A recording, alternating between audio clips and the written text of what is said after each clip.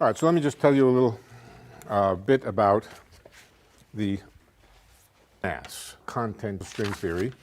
The origins of string theory, they had to do with protons, neutrons, mesons, neutrons, mesons, particularly mesons.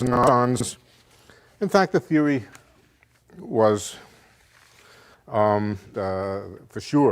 known for sure that protons and neutrons, mesons and so forth, particularly mesons, but nobody paid too much attention to it. Nembu had postulated an interesting fact that there was the proton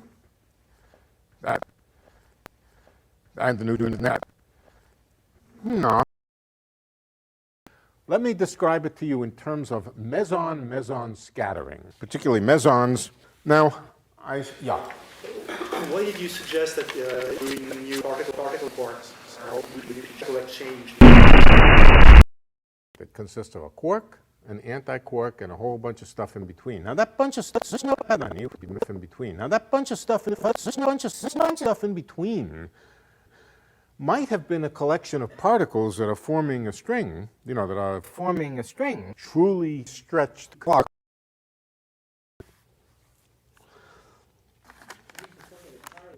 Well, in fact, if you pull the quark out, in relativity, it's equal to the square root of p squared plus n. I'm going to correct this in a minute, but it's of course equal to the sum over all the particles.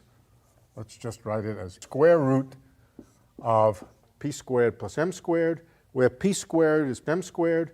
How do we go from here to here?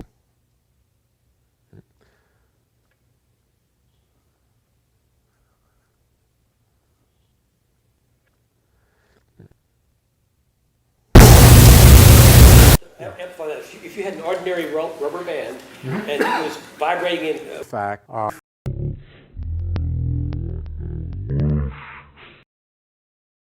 degrees of freedom for the moment.